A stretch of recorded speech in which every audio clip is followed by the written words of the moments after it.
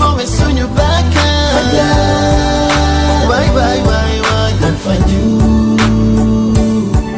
feebar baa ngi ci réew mi ku ne la mën a dal ku ne mag ndaw waaye ngala bu ñu sàggan waay waay waay dan faju nañ dellu ñaan ci yàlla bu tegg ñu bi balla li dal Chine metti na Italie France waaye ñaan sàggan dan faju weddi gis bokku ci léegi leer na ñoo ko déggandoo lim baa ngi yokk luy jot na amatul na boo xel moo ñu wuutaleeg mala nañ ko jëfandikoo corona baa ngi wéy di lor tey ana manu di bangoo réew mépp la ñu soxla tey ci xàccu dóorandoo amatul parti politique tarixa na ñépp jógandoo set rek la laaj aaral sa bopp aar sa dëkkandoo dimbali fan la toll bi baana dem ci loxo yi ko yellool ñoo ngi ci état d'urgence maanaam cas bi mu ngi critique jël leen seen matuwaay te ngeen delluwaat ci kër yi tëj daw ba ngay ami tànk bu la dëgër bopp sànk respecté mesures yi te sa tànk moo ko mën a fànk teel a jóg bala mu yegg ci suma yëgoon ànd jële ko fi bu ñu fowe suñu bakkan waay waay waay waay dan faju feebar baa ngi ci réew mi ku ne la mën a dal ku ne mag ndaw waaye ngala bu ñu sàggan waay waay waay dan faju nañ dellu ñaan ci yàlla bu tegg ñu bi balla li dal Chine metti na Italie France waaye ñaan sàggan dan faju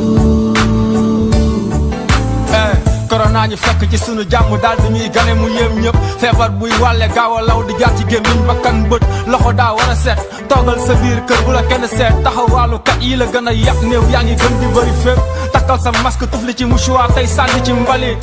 moytu xew ak ndaje yi nuyoo yi nañ ko bàyyi tamit àdduna joxoñ ba raamu tuuma di ko ne xamee tuuma dina ngi sëgg di jooy nee na ngëm-ngëmi lañu jël saam ci luuma virus baa ngi daw nañu ko stoppé corona jaxase àdduna fu mu xasa dugg dara du joxe yaram bu tàng sa xët su bëri wala ay jafe-jafe ci sa nooy yi fagaru moo gën faju ba gisatul loo xam woote dinañ la jël si kaay yi gën a bëri fii bu nekk lim bi yokk xaw ma lii lan la nii nañ wàññi génn bi di raxas loxo yi nuyoo salaamaaleykum rek doy na ci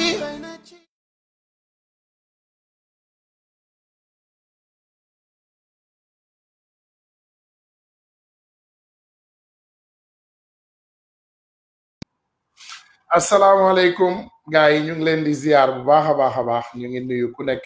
ci turam ak santam di leen jaajëfal ci ajjuma ju mujj ji ci weeru koor bi incha allah ndax xam naa ne julli bi bu dul xam naa du suba léegi moom incha allah mais incha allah bu ci yàlla àndee xam nañ ne suba moom bu ñu wooree fanweeri fan bu ci yàlla àndee dimanche incha allah ñun ñëpp dinañu julli ak jàmm ak salaam. donc tey tamit ñu ñëwaat leen rek ak suñu beneen émission ci 1 million marche toujours rek ñuy bëgg a jàkkaarloo ak ñi nga xam ne ñoom ñoo nekk fële ci réew mi ñuy ay patriotes yoo xam ne ñëpp dañ leen xam ci seen patriotisme vraiment tey ñu am Pape Djibril Fall Pape Djibril moom defe naa kenn dootu ko présenté voilà difficulté bi ñu am rek mooy xam naa on a un peu de difficulté avec voilà dinañu am tuuti difficulté ak bii live bi parce que il n'était pas préparé pour dugg ci caméra bi am na difficulté mais dinañ ko dugal ci WhatsApp bi tegal leen vidéo question yi après buñ ko tegalee question yi moom mu répondre question yi incha allahu rabbi ak yéen tamit seen question yi ngeen ñu yónnee dinañ ko wuyu bu soobee yàlla incha allah voilà donc ñu ngi leen di remercier yéen ñëpp nag pour seen patience mais promettre nañu aussi ne que dina ñëwaat après tey dinañu may 1 heure de temps bi ci WhatsApp incha allah comme ça ñu koy laaj question yi muy tontu mais bu tey jàllee incha allah dina ñëwaat beneen bis bu soobee yàlla pour defal ñu ko encore en live en caméra pour ñu mën a jàkkaarloo ak moom gën koo mën a laaj question yi nga xam ne moom la ñu am pour moom gars yi avec un peu de patience s'il vous plaît ma jéem a dugal suñu frère bi Pape Djibril voilà il s'ouvre ça correct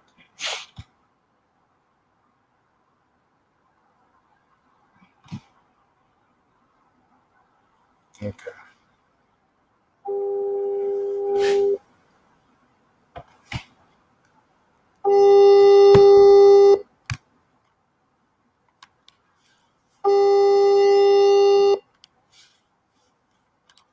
Wa assalamu alaikum.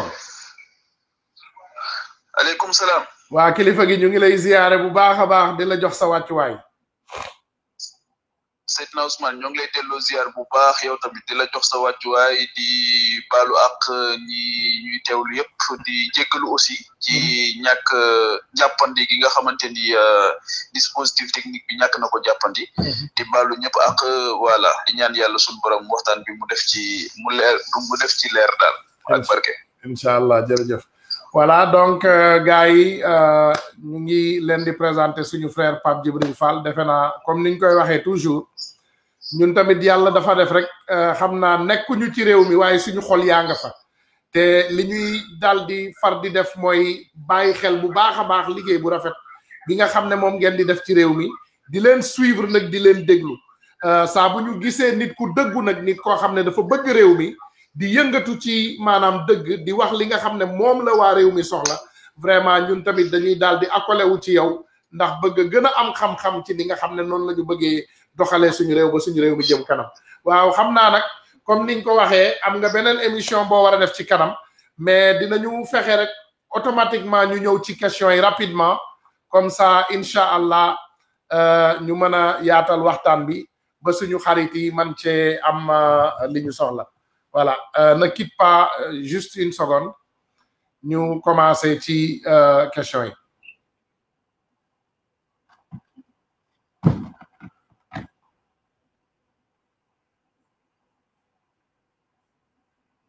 voilà donc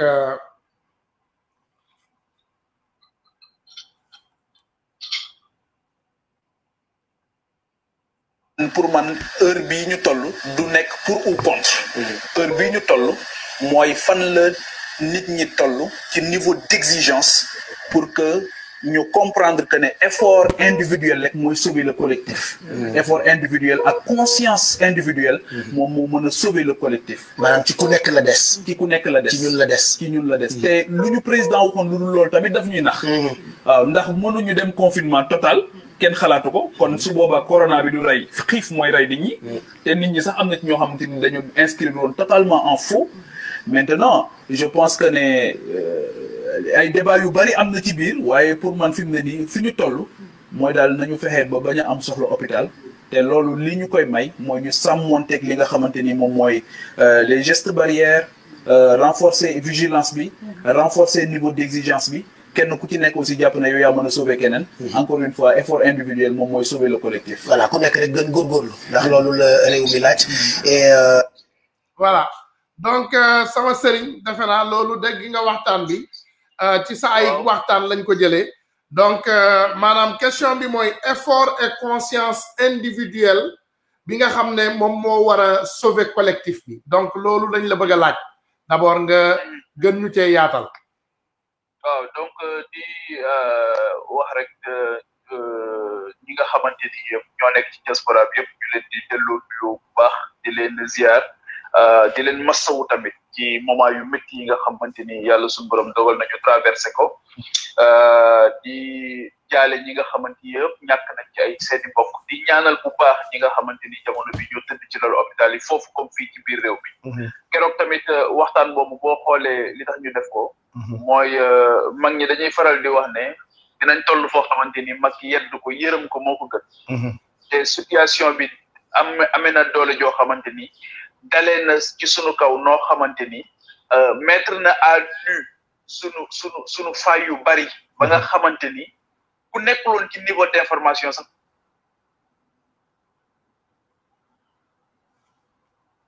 mu nga egg sa téléphone bi Sénégal gars yi jéggal leen ñu de lii mooy connexion Sénégal baal leen ñu ngi jéggalu baax a baax a baax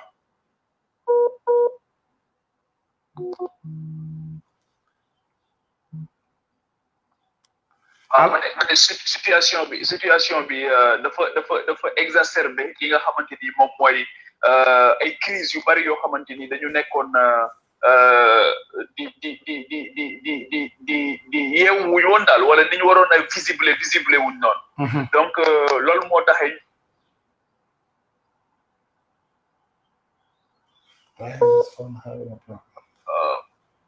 sa connexion la wala gars yi ñoo lay woore gars yi ñoo la bañ a bàyyi xanaa gars yi jéggal leen ñu on s'excuse.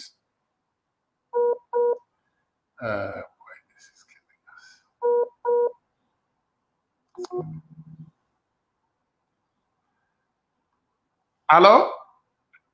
waaw sëriñ bi maa ngi tuub de téléphone bi daal moom kéemaan la. waaw téléphone bi moo bëgg a sant Fall tey rek. waaw xam naa ne loolu la maa ngi jégalu jegeen yeeg jaajeen yi ñuy déglu yëpp. amul problème comprendre nañu. waaw yaa ngi dégg donc li taxoon ñu am posture boobu rek mooy pour ñaax sunu mbokku sénégalais yeeg mbokku sénégalais yëpp ne leen situation bi toll na foo xamante ni dafa ci am loo xamante ni kenn dootu ko bàyyee kenn moo tax ma ne effort individuel rek moom mooy sauver le collectif mooy kenn ku ci nekk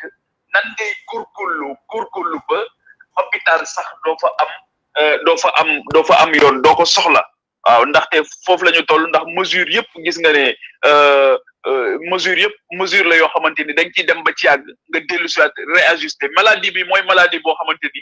éternel réajustement la ñu ci gis nga ñoo xam dañoo confiné ba ci yàgg ñu te confiné gis nga ñoo xam dañoo dem confinement partiel ba ci dem ñu ne total ba ci yàgg ñu ne nañ ñëwaat partiel ba ci yàgg gis nga fi mu ne nii boo gisee débat bi xew ndax dinañ tijji école yeeg bi ñu ko tijji gis nga ñoo xamante ni dañ leen a confiné ñuy révolté wu ne ñoom ils ne tiennent plus parce que y a l'économie qui attend aussi et ça peut pas attendre parce que nit ñi foog ñu lekk sinon leneen moo leen di rey lu dul coronavirus léegi sakkantuma réew yu mag yooyu nag ñoom ñoo am jafe-jafe yooyu sakkantuma suñu réew yi nga xamante ni wax dëgg fa yàlla dañoo am lajj yu bëree bari depuis 1960 waaw dañoo am lajj yu bëree bari yoo xamante ni dañu ko am te damay faral di wax ne 2020 bi nag dafa am solo ndax ci la ñuy am juróom benn fukki at waaw réew yi nga xamante ni dañu traversé ay crise yooyu daf leen permettre ñu def ay bons qualitatifs réew yi nga xamante ni dañoo dem ba nërmeelu woon nga xamante ni rayé de la carte du monde réew yooyu dañoo mujj tabaxaat seen bopp ndax crise début de solution la loolu la sociologue yi di wax waaye dañ ciy jàng lu baree bari ñun nag suñu réew yi na sax boobu la ñu am ñun xoolal au milieu d'une crise on parle de malgouvernance au niveau de la gestion de l'aide qui est allouée à la presse xam nga ne loolu lu doy waar la fii ñu nekk ci biir crise jamono bi ngay dégg yoo xamante ni da ngay posé wu question nga ne qu'est-ce qui nous arrive li ngeen war doon wax lan moo dal suñu askan donc pour man loolu moo tax rek ma ne askan boobu nag man wax ak ñoom mu may gën a intéressé bu ngeen demee ba toll ci benn niveau bi mooy sàmmonte leen ak li nga xamante ni dañ leen musal ndax tey jii waxuñu la bu la coronavirus nare ngay am souci waaye tey xoolal yeneen pathologie yëpp yi nga xam yeneen feebar yëpp yi nga xamante ni tey ñoo ngi fi woon ñu am jafe-jafe jël ko en charge ñu am jafe-jafe jàmmarloo ak moom coronavirus ñëw dalaat daal di indi meloom nag coronavirus dafa ñëw indi meloom daal di nekk la vedette ñu daal di fàtte ñëpp nag ba ñu fàttee ñëpp yi feebar yooyu it ña ngay def liggéey bu am solo ña ngay rey rek yaa ngi dégg parce que ñun on fait le focus sur aujourd'hui cette maladie là donc situation bu mel noonu boo ci amee nga jël information yëpp su ko defee su boobaa nag sa communication dafay évoluer te ñun sax loolu lañ doon sant ministère de la santé depuis longtemps waaw ne ko communication bi il faut mu évoluer parce que souvent les gens dañuy ñëw rek def le focus sur la sensibilisation fekk ne information bi dafa war a jàll ba mat sëkk nga doog a teg nag sensibilisation te sensibilisation boo koy def da ngay càmbar lan moo tax information bi ndax information bi jàll na wala déet nga mesurer écart bi lan moo nekkoon les objectifs qui ont été assignés ci dispositif bi nga amoon ci wàllu informé lan mooy les objectifs qui ont été atteints nga mesurer écart boobu doo ko basculer ci sensibilisation mais mënoo ñëw di sensibiliser te informé woo donc avant ngay dem ci li nga xamante ni moom mooy répression donc jamono bu nekk loolu dafay xaw a sooxe te crise buñ ci nekkee li ci gën a am solo mooy ñu alerter sur les enjeux enjeu bi mooy lan la ñuy perte wala lan la ñuy gagné ci lii nga xamante ni ñoo koy dund jamono bi beneen bi mooy ñu dem ci la responsabilisation kenn ku ci nekk lan moo ci sa niveau de responsabilité beneen bi nag mooy ñu daal di wax dëgg fa yàlla xam ne réew moo xamante ni àdduna tukkeegul réew moom foog mu continuer dund te pour mu continuer dund il faut jamono bu nekk am ñoo xamante ni ñooy am un discours de vérité c'est vrai mais un discours porteur d'espoir pour wax leen ne leen nan la ñuy def ba jëli ci sunu fa gën a sori loo xamante ni dinañu permettre ñu daal di dund crise bi daal di koy jàll daal di jëm ci leneen waaye ndax dinañ ci jàng dara loolu mooy la grande question ndax Batalo Joola jaar na fi événement 1988-89 jaar na fi la mort de Maître Babacar Sèye jaar na fi 1968 jaar na fi 1962 jaar na fi waaye lan la ñu ci jàng tey lan la ñu ci jàng tey est-ce que les combats d'hier sont ceux d'aujourd'hui c'est une grande question boo xamante ni nan la ñuy def ba Hiroshima ak Nagasaki amee ñooñu nan lañ def ba jógaat taxaw ba ay Corée du Nord nekkoon ci état bu métti de pauvreté extrême nan la ñu def ba jóg taxaw Singapour bi nga xam bërki démb la woon nan la def ba jóg taxaw waaye Rwanda moo ñu gën a jege nii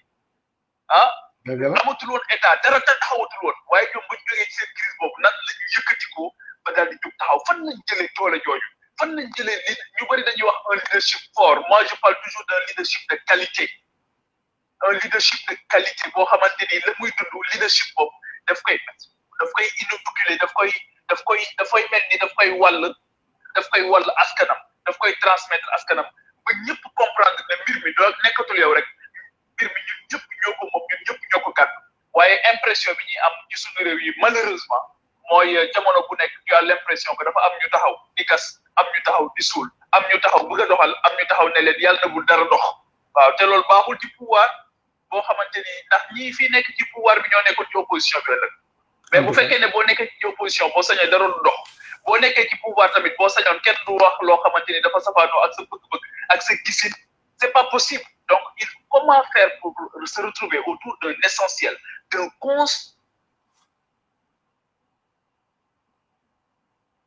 consensus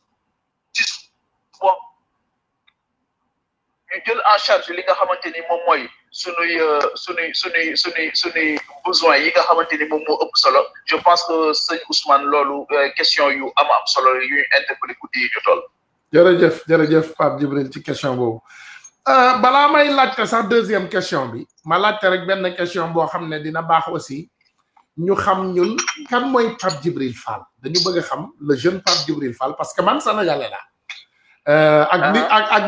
ni ñu leen ko mën a waxee nag ak suñu mbaxane yeeg yooyu yëpp ak suñu sikki mi ak nu ñu leen ko mën a waxee nous on est né au Sénégal et on est sénégalais donc on veut connaître la personne de Pape Djibril Fall boo ñu bëggoon présenter tey Pape Djibril Fall kan mooy Pape Djibril Fall balaa may ñëw ci deuxième question. xam nga nag interview yu ma yàlla di nattoo ma koy accordé yëpp dama leen di wax ne leen question bi may gën a ragal mooy ñu ne ma kan mooy Pape Djibril Fall. mais xam nga doomu aadama. waaw boppam daf ko jege trop. bu ñu nee ma par exemple lan mooy sa jaar-jaar. waaw mën naa ci revenir waaye bu ñu nee ma kan mooy Pape Djibril Fall kooku xam naa ne ñiy jëflante ak man ñi nga xamante ni ñoo ma gis ma màgg ci seen keppaar ñooñu ñooy gën a am ay éléments pour wax kan mooy Pape Djibril Fall ndax doomu aadama dafa baaxoo boppam daf ko jege trop ba suy wax ci boppam soo moytuwul pour mu am benn sincérité ak benn honnêteté wala pour mu xam boppam lu jafe-jafe lay nekk donc loolu moo tax buñ nee ma kan mooy Pape Djibril Fall question bi day métti lool ci man. waaw waaye buñ nee ma fan nga jaar nag. waaw bismillah kon ba léegi xam nga ñun déjà defe naa culture yi ñoo xaw a wute tuuti par exemple ñun fi ñu nekk boo ne kan mooy nit CV la CV bi la ñuy laaj c'est pas exactement la personne kuy maamam ak loolu CV bi waaw par exemple lan mooy jaaru Pape Djibril Fall. waaw donc CV bi tamit yàlla dafa dogal amul solo lool tamit wax dëgg fa yàlla parce que fii la ñu jàngee Sénégal. man Thiadiaye laa jàngee. sama dëkku maam nekk ci région de Thiès. à 30 kilomètres de Mbour. foofu laa jàngee. ci route nationale bi la nekk. bi ma fa jàngee sama primaire foofu laa jàngee ba am BFEM bi ma amee BFEM nag ci la rejoindre Dakar. te loolu yëpp tamit xam naa ne dinañu ñëw ci biir waxtaan bi parce que loolu yëpp tam problème mu décentralisation la boo xamante ni dafa des parce que booba bu Thiadiaye amul lycée xëy na du ma génn. waaye booba Thiadiaye amul woon lycée. donc loolu tamit day reposer waat yeneen question par rapport ak décentralisation ni mu amal solo ci réew. leneen li tamit mooy bi ma amee BFM ci laa ñëw Dakar bi ma ñëwee Dakar nag ci laa commencé ci laa def sama lycée. doon suivre li nga xamante ni moom mooy bac technique. bac technique laa doon def muy bac G. bi ma paree bi ma yàlla dimbalee ba ma am bac ma dem université. bi ma demee université tamit jàng économie laa doon poursuivre. waaye yàlla suñu borom nattu ma nag ci ma bëgg wàllu communication. ak li nga xamante ni moom mooy journalisme. ci laa def nag concours boobu ñuy wax concours CESTI. mooy centre d'études des sciences et techniques de l'information bu université Cheikh Anta Diop. daal di réussir concours boobu. yàlla dimbali ma def suma formation ba pare ginnaaw bi ma paree nag yàlla defal ma tawfeex tamit. ma dem ci groupe de presse yoo xamante ni duñu woon ay groupe de presse ci man waaye ay école lañu woon ci man. muy agence de presse sénégalaise ma fekk fa ay kàngamu journaliste yoo xamante ni wax dëgg fa yàlla jàng naa lu bari ci seen keppaar. bi ma jógee APS daal di dem fi nga xamante ni moom mooy rajo Sénégal international fekkaat fa tamit ay kàngam. mu nekk école ci man. bi ma fa jógee daal di dem fi nga xamante ni moom mooy télévision nationale fekk fa tamit ay kàngam. yoo xamante ni ñoom ñoo ma tàggat. donc ci wàllu journalisme daal franchement su fekkee ne am na loo xamante ni décisif na ci suma parcours mooy j'ai rencontré des gens qui avaient du métier mais surtout qui avaient une générosité extraordinaire transmettre ma daal di may jàppe comme seen ndongo dimbali ma bu baax a baax ci loolu. Voilà, donc merci defe naa ñu passer déjà à la seconde question parce que xam naa ne temps bi du permettre lu bari. Voilà, donc mën nga jël sa temps rek xam naa nga déglu ko comme ça dina faciliter yow nga mën cee tontu voilà ñu ngi lay jaajëfal.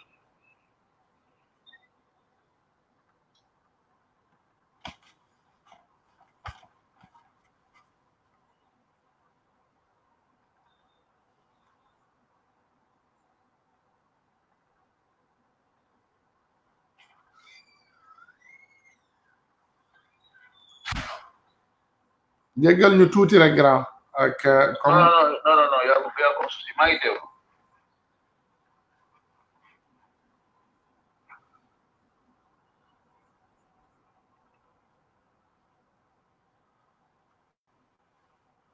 te xam nga kóllëre lu koy dundal ngor waaw dañ Cheikh Fall Baye góor nee nañu ngor li ngeen bëgg a jafe ngor rek a jafe wallaay mais ku gore am li nga bëgg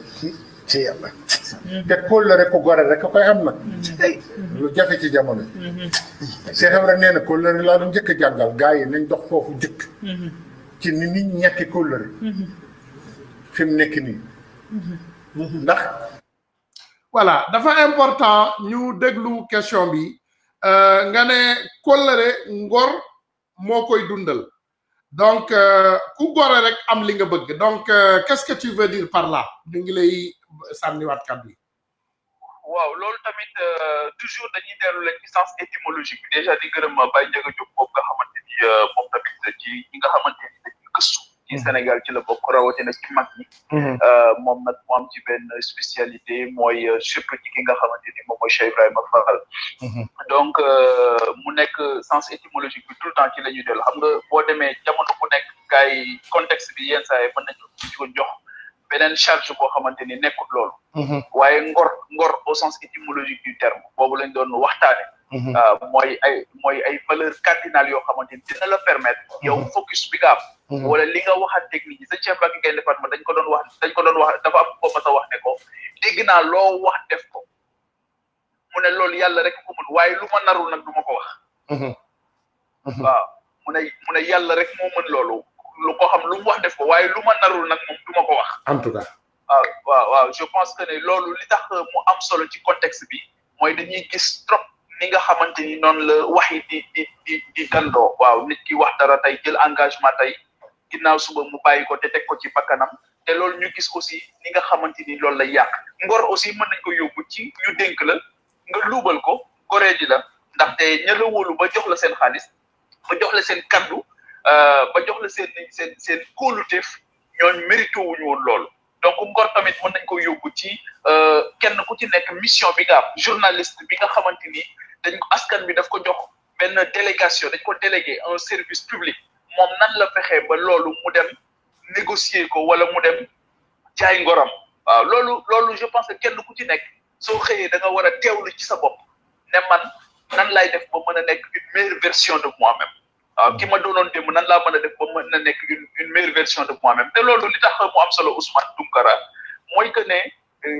tudd naa fi léegi Singapour réew la moo xamante ni amuloo ressource ñoom dañu ne amul ressource ñoom dañu ne ñun lenn rek moo mën a tax ñu dem mooy nan la ñuy renforcer suñu capital humain te capital humain mënoo ko wax lu dul nag nga indi yenn valeurs yi nag teg ko waaw au-delà de la répression au-delà d'un état militaire fort wala un état policier déedéet ndax état policier ak état militaire am na ci loo xamante ni mënuñu fa egg di ko régler waaye li nga xamante ni moom mooy tax nit ki am une conscience professionnelle li nga xamante ni moom mooy tax nit ki liggéeyal ëllëg nga xamante ni li ngay def donte ci pêche nga nekk donte ci agriculture nga nekk da nga naan waaw man lan laay bàyyil les générations à venir su ma goree ndax ñun tey ji am na luñ ñu bàyyil tey waaye ñun ëllëg lan la ñuy bàyyil kenn ku nekk boo ko xoolee sa bopp tey li sa papa ak sa yaay daj ci yow pour nga taxaw mais yow lan nga nar a daj ci sa bopp tey pour say doom taxaw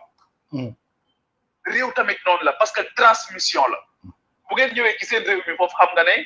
bu ñu tuddee Abraham Lincoln am na ci lu muy renvoyé bu ñu tuddee ñoom George Washington am na ci lu muy renvoyé am na ci yeneen individualité ñoom Martin Luther King ñoo xamante ni jël nañ seen vie gore rek moom moo tax ñu jël seen vie am luñ ko déjee parce que tolloon nañ foo xamante ni mais mënoon nañ négocier waaye am na ci légitimité yoo xamante ni soo ko amee daanaka négocier daf lay day xaw a métti ci yow ndaxte légitimité populaire lay nekk léegi nag bu fekkee ne da nga nekk ci incapacité laaj ñooñu ñëpp nga xamante ni wóolu nañu la nga nekk ci incapacité laaj la yow lii ñu lay sant lii ñu lay digal lan lañ ci xalaat da ngay nekk ci incapacité nangu loolu nga xamante ni ñoo ngi la koy proposé donc loolu moo tax gore bi dafa am solo ndax loolu moo tax ñàkk ngor boobu yàq na lu bëree bëri ci suñu vivre ensemble loolu moo tax ay consensus yu muu rek la ñuy am consensus yoo xam du dëgër trop nga xamante ni bu dara ñëwee rek daal di koy jëkkal leneen li nga xamante ni aussi c'est extraordinaire te xale yi di ko observer ci ñi nga xamante ni mooy mag ñi mooy ni kóllëre woyofe waaw ni kóllëre woyofe ba ñu dem ba théoriser sax ne par exemple bu jëlee politique ñu ne la politique c'est le cimetière des amitiés waaw ñu ne koo ne mënuma ko bàyyi rek bu leen seq politique ba nit ñi dem léegi ba gëm ko ba intégré ko léegi mu nekk lu extraordinaire nga xamante ni ku jekku sa borom béjjël koo mën a galgal ko te Saint-Exupéry daf doon wax ne quand on a le même objectif on doit regarder dans la même direction mais finalement boo xoolee yooyu yëpp dafay poser problème loolu moo tax extrait boobu nekk extrait boo xamante ni man mi dama koy teewluwaat lu baree bari waaw soññe bu rëy la ci kenn ku ci nekk waaye du nekk ngor bi nga xamante ni moom la ñuy waxtaane ci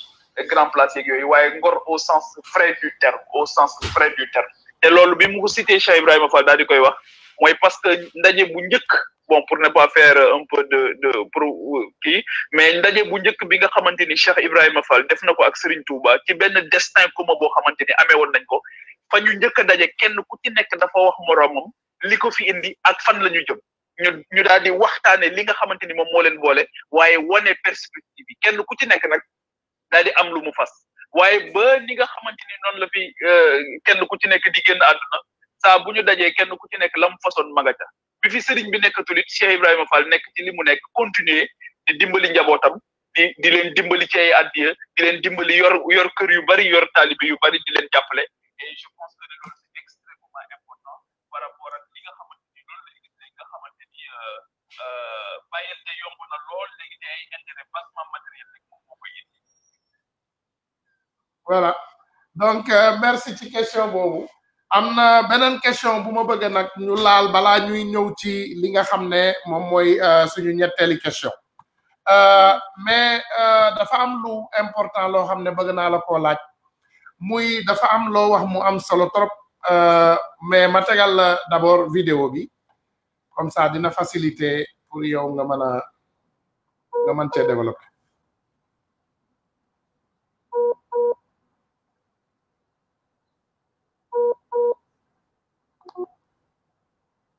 Septembre 1962 classe yu Dia ak Léopold Sédar Senghor nee na 2 faux départ yooyu man damaa jàpp ne 3 faux départ la ñu am faux départ bu njëkk bi mooy bi ñuy tabax suñu république en 1960 il y a eu une négation de tout ce qui a été réalisé jusqu'en 1960 on est tout ce qui a été réalisé par qui? parce que Sénégal dafa am ci ñoo xamante ni dañu sax joxe seen bakkan ñu ray leen am na ñoo xam dañu dee pour résister à l'oppression coloniale. am na ñoo xam dañu dee am na ci koo xamante ni dinaa tudd turam le 5 septembre 1895 dañ ko ligoté jëlee ko fi yóbbu ko exil pour faat ko mu ñibbi si Sénégal muy Cheikh Ahmadou Bamba Khadimou Rassoul à l'issue d'un procès unique boo xamante ni am na fële ca bureau Ndar ñu jël ko yóbbu ko indiwaat ko moo tax ma ne fi Macron ñëwee dem Saint-Louis waroon nañ ko fàttali lool à haute et intelligible voix parce que tant que relié wuñ suñu bopp ak cette histoire là dañuy jóom Cheikh Ahmadou Bamba kenn la ci woon au-delà de l'aspect ésotérique mooy aspect spirituel bi combat bi Thomas Sankara doon mëne mooy bi Kwame Nkrumah doon mëne mooy bi Gandhi mëne mooy bi Martin Luther King mëne mais Cheikh Ousmane ñun tey Martin Luther King ak Gandhi lañ gën a xam ci Cheikh Ahmadou Bamba moom lañ gën a xam ci Maam Cheikh Ibrahima Niass moom lañ gën a xam tey jii ci El Hadj Abdou Kane bu Kaolack moom lañ gën a xam ci Baye Ahmed Dem bu Sokone moom lañ gën a xam ci Cheikh Oumar Foutiyou Tall Cheikh Moussa Camara ak parmi tant d'autres yoo xamante ni dañoo taxawoon ne tubaab bi li nga am feneen doo ko am fii loolu moo tax tey boo wàccee Sandaga di wax tubaab kenn du la faale mais réew yi colonisé wu yëpp foo ci wàcc tu parles la langue du colon xeex boobu dafa am ñu ko mën mais maintenant il y a eu une négation de cette histoire te tey jii pour man kii wax na ko di Awadi mu ne le patrimoine n'existe plus, on l'a dilapidé, il faut repenser tout à la base. Mais non, il ne s'agit pas de tout repenser à la base. Il s'agit de projeter la lumière sur nos modèles qui ont marché. Parce qu'on a eu des modèles qui ont marché. À partir de 1960. Voilà, donc defe naa question boobu mooy toujours rek ñu ñëwaat si suñu troisième question mooy rendre hommage au père fondateur. Parce que loolu dafa mës a doon loo xam ne man daf ma ñor parce que Sénégal da ngay dégg toujours rek ñuy wax benn tour xamuñu sax suñu histoire vraie ñun ay Faidherbe la ñu xam ak yeneen nit yoo xam ne vraiment ay colonisateur lañu ñoom ñoo ñëw yàq suñu dëkk nangu suñu dëkk suñu réew suñu ay maam donc dañu bëgg exactement yow nga développer ñu ci côté boobu inchallah. Ousmane di la gërëm bu baax ci question bi je pense que c'est une question cruciale. mais abordé naa ko sax daanaka ci question bi deuxième question bi léegi. abordé naa ko ci daf ma ñor lool. et je suis heureux d'entendre nga wax ne question bu la daf la intéressé li tax mu intéressé la mooy da nga gis ne réew bi nga nekk. li ko tabax yëpp mooy c'est parce que dañu am bés buñ saa bu président di prêter serment ko bu waxee nos pères fondateurs. dafay fàttali ñëpp héritage bi nga xamante ni ñoom la ñu fa bàyyi buñ nee héritage nag. du caa gi ne lañ leen bàyyil ndax dafa nekk loo xamante ni lépp daa sotti woon déedéet waaye ñoom dañu wane woon un idéal boo xamante ni dañu wane woon un rêve xam nga waa ji dafa wax ne ils ont échoué parce qu'ils n'ont pas commencé par le rêve ils ont échoué parce qu'ils n'ont pas commencé par le rêve am na ci loo xamante ni faaw da ngay gént ne man lii laa bëgg mu mel nga daal di ciy def nag ay tànk nga dox ci ay jéego yu dëgër ak pas-pas bu sell bu dëgër ak pasteef bu dëgër daal di ngir ñaan yàlla suñu borom mu defal la ci lu kawe sa jot te wax dëgg fa yàlla am na ci réew yu bari yoo xamante ni boo demee lenn rek moom mooy mën a tax jamono bu nekk ñu loolu dolliku ci ñoom mooy am na ci ay consensus yoo xamante ni am nañu ko am nañ ay barab yoo xamante ni am nañu ko am na ci sax ay statut yoo xamante ni am nañ ko te daf leen di delloo ci lekk boobu nga xamante ni bàyyil nañ leen ko fa quel que soit dund boo xamante ni dund nañ ko ndax gàtt na gis nga ci ñoo xam dund gàtt lañ dund def bàyyi nañ ko way wu rëy woo xamante ni ca la ay génération di sukkandiku mooy loolu yaakaar naa américains yi wala anglais ñoom ñoo koy wax legacy is better than longevity. c'est-à-dire que li nga xamante ni moom nga fi bàyyi ci lekk buñ ne nit ki lan lay firi. loolu lay wane buñ ne ndax diw tekki na. xam nga Sénégal buñ ne ndax diw tekki na. les gens songent au matériel. waaw ndax am na étage R+2 wala R+3. ndax am na ay oto ndax am na kër waaye buñ ne ndax nit ki lan la tekki. mais duñ ne ay kër la tekki xanaa. wala duñ ne ay oto la tekki. buñ ne lan la tekki buñ ne lan la tekki ñu ne kooku bañkat la woon de. kooku de lu mu amaat bokk na ko nit ñi. kooku de kenn musul nangu ñuy noot askanam. kooku de saa bu noon taxawaat wane na boppam. mais Ousmane est-ce que xam nga ne Maba Diakhou Ba dañu ko rey dagg boppam. Allah. mais gars yi c'est-à-dire que dañ ñoo def yu métti yoo xamante ni dama ne waxuma ñu am benn xénophobie waxuma ñu am benn haine vis-à-vis de qui que ce soit waaye li may wax mooy il nous faut faire la paix avec cette histoire te pour ñu def la paix avec cette histoire mënuñoo continuer di ko nëppal nii rek ñuy ñëw yenn saa yi indil ñu benn sabre ne ñu li seen maam lañ ko joxoon seen maama ko moomoon ñun ñoo ko jëloon yóbbu ko nangam sangam parce que c'était des pilleurs parce que dañuy spolier parce que dañu tasaare suñuy kii daal di ñu ne amu leen civilisation amu leen religion ñun ñoo leen indil civilisation ñoo leen indil religion yaa ngi dégg am ci suñu mag ñoo xamante ni maa ngi koy fàttali jamono bu nekk ne l'école de Pire bi nekkoon fii ci l'école de Xaali Omar Fall bi nekkoon Pire nga xamante ni c'était une université panafricaine nit ñi di bàyyeeko fu nekk ci biir Afrique di ñëw di fa jànge ñu tàgg ñu génneel ñu ay valeurs ñu génneel ñu ay personnalités yu am solo historique ñoom Seydi Hadji Malick ak ñoom Serigne Mbacké Bousso ñoom ñëpp wax nañ ne jaar nañ ci école boobu mais école boobu tubaab bi moo xëy rek lakk ko tubaab bi dafa xëy rek lakk ko ba mu jeex takk ne école bi suñu ko bàyyee dootuñu mën a noot réew mi parce que mooy génne les plus subversifs mais yàlla defalaat ñu beneen yàlla tamit dogal tamit Sénégal la Gorée nekk mais yàlla dogal tamit Sénégal la Camp Thiaroye nekk yàlla dogal tamit Sénégal la barab yooyu yëpp nga xamante ni boo demee ba Bakel di nga fa fekk tey jii palais boo xamante ni Faidherbe moo ko moomoon di nga fa fekk pavillon René Caillé man dem naa ba foofu yaa ngi dégg donc France mës a am benn nooteel boo xam parce que que devient la France dans l'Afrique moo tax boo xoolee nërmeelu bi nga xamante ni moom la ñu gën a def mooy France ñàkk teggi gi mu ñàkk a teggi dagg cordon ombilical bi suñu diggante ak moom loolu rek moom moo tax tey jii ñu nekk fii nga xamante ni foofu la ñu toll ba tey parce que traversé nañ fi une crise tey mais crise bi base française yi lan la ñuy jëriñ les bases françaises là kan moo leen gis nii ci guddi wala ci bëccëg te boo ñëwee doo leen fekk ñu am ay kii rek da nga leen di fekk ñu am ci ay quartier xoolal ni seen résidence yi toll xoolal ni seen ambassade yi toll mais boo demee ñun ci seen réew yi ñoom ñun xoolal ni sunu ambassade yi toll foofu xoolal ni sunu ñëwee foofu boo ñëwee réew mu mel ni Amérique buñ la joxoñee ne la lii mooy suñu consulat wala lii mooy suñu da ngay rus da ngay rus da ngay rus mais loolu yëpp xam nga loolu yëpp dinañ ko waxtaane Ousmane loolu xam nga loolu mënta ñàkk ñu waxtaane ko waaw xam nga ma ne xam nga yooyu dafay jot nag ñu à un moment donné ñu ne mais tiens c'est-à-dire que lii nii mais am na ci loo xamante ni mënatul wéy lan moo tax loolu moo tax question bi ma posé yëpp en sourdine foofu noonu mooy quand est-ce qu'on va parler avec les autres à mémoire égale nga xamante ni duñu ko def à genoux duñu ko def couché te loolu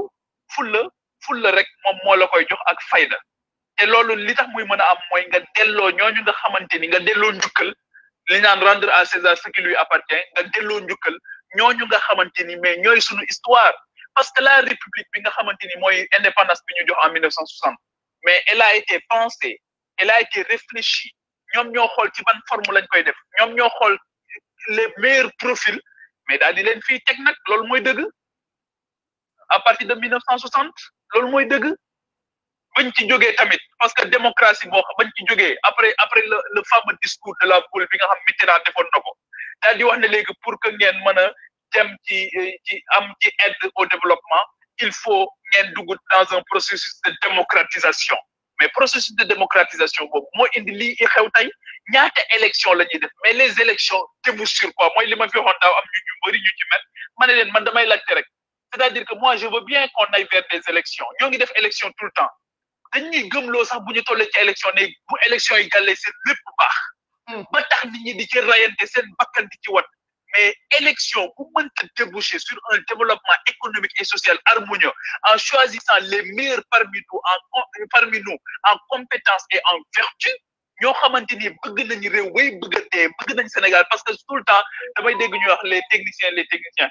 je veux bien qu'on ait des techniciens mais technicité rek doyul il faut que nga am tamit patriotisme il faut que nga bëgg sa réew li Kéba Mbaye doon wax naan il faut aimer son pays jusqu'au vice mooy VICES nga xamante ni bu ñu nekkee ci sunu biir mën nañu ko waxtaane waaye nag doon nangu kenn di ñëw naan la sa dëkk ak nangam sangam parce que tey jii ñu ñuy yedd ñëpp malheureusement aujourd'hui on a tout délégué ce sont les autres qui vont nous dire est-ce que vous êtes une démocratie ou pas ce sont les autres qui viennent nous dire est-ce que da ngeen inscrire ci ay ODD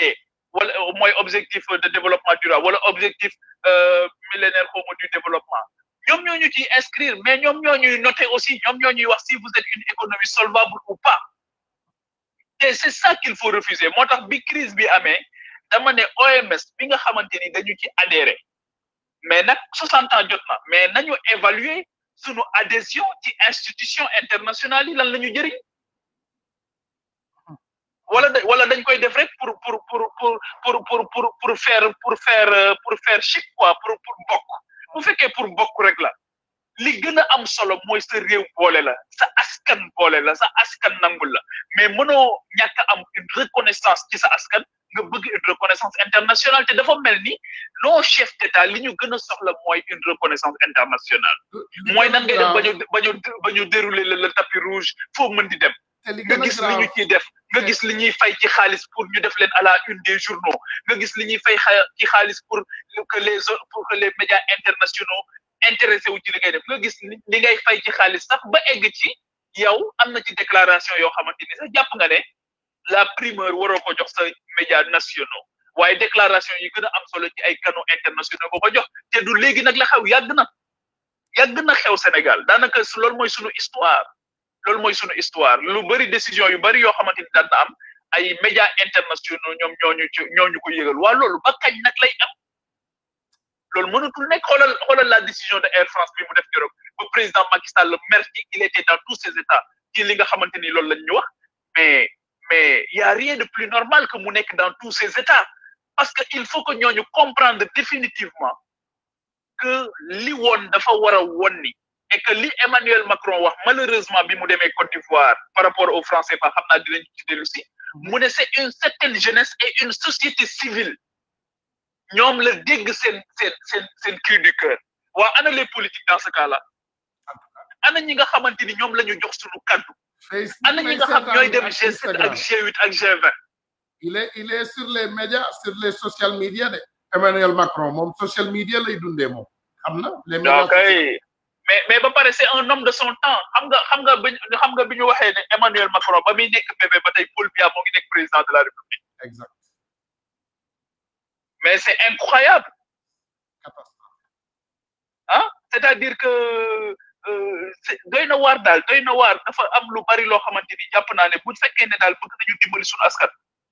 il faut que ñu waxtaane ko tey jii dama lay jox beneen exemple ci wàllu li tax ma tudd ñooñu fulla bi ñu amoon ba mu jaral leen seen bakkan mais tey Ousmane Tounkara xoolal or bii génne Kédougou tey nga dem Kédougou ba xool ñàkk gi nga xamante ni moom moo nekk foofu maa ngi wax ak nga jéggal ma maa ngi wax ak sama benn xarit keroog mu ne ma tàng na tàngaay boo xam ne gars yi ñu ngi ñaan yàlla sax dem feneen pour wooree fa parce que tellement que dafa tàng ci côté yi amuñu benn glace sax mënuñu koo am guddi yi ñu toll glace laa la wax de ndox mu sedd mënuñu koo naan c'est extraordinaire mais xoolal foofu la fay génn ci ay milliards mais fi mu ne nii kan moo am le cœur net ci la nga xamante ni moom mooy génn foofu ak ci état de pauvreté bi ñu nekk nga xamante ni fii ñu toll nii sax seen sëk yi nga xamante ni moom la ñu amoon sëk ya dañu découvrir ne am na or bu nekk ci suuf nga xamante ni sëk ya d'accord nañu ak ña ko dëkkee pour yëkkati leen fi mu ne cimetière yi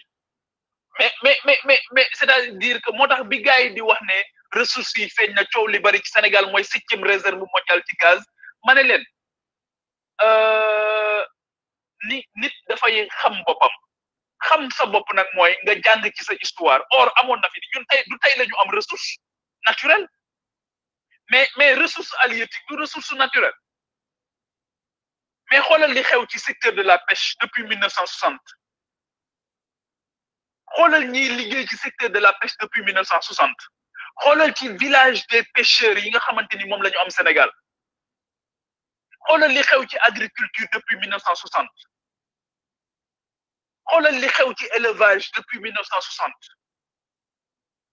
depuis 1960 ni ñuy bayee la ñuy bayee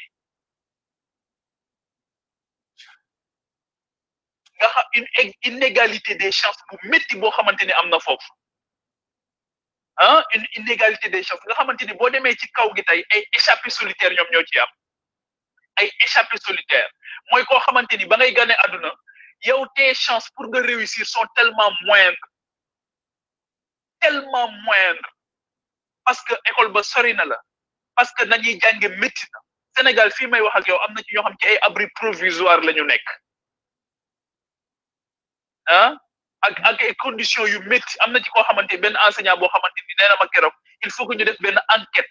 ci taux de mortalité bi nga xamante ni am na ci secteur enseignement ma ne ko lu tax mu ne ma parce que conditions yi fa ñu dëkk conditions yi di fa jàngalee conditions yi métti na mais dañuy obligé di def ay va et vient pour ñëw Dakar au niveau de la solde delluwaat parce que ñoo ngi ñëw di lijjanti benn signature boo xamante ni signature bi pour reclassement ak yooyu mën nañ ci daw 2 mois wala 3 mois te da ngay daw ba bëgg a dee sëriñ bi te lañ lay fay amul solo ñu egg ci secteur yi nga xamante ni dañu fa waroon a am un secteur privé très fort ñu gis ne dafa mel ni suñu privé local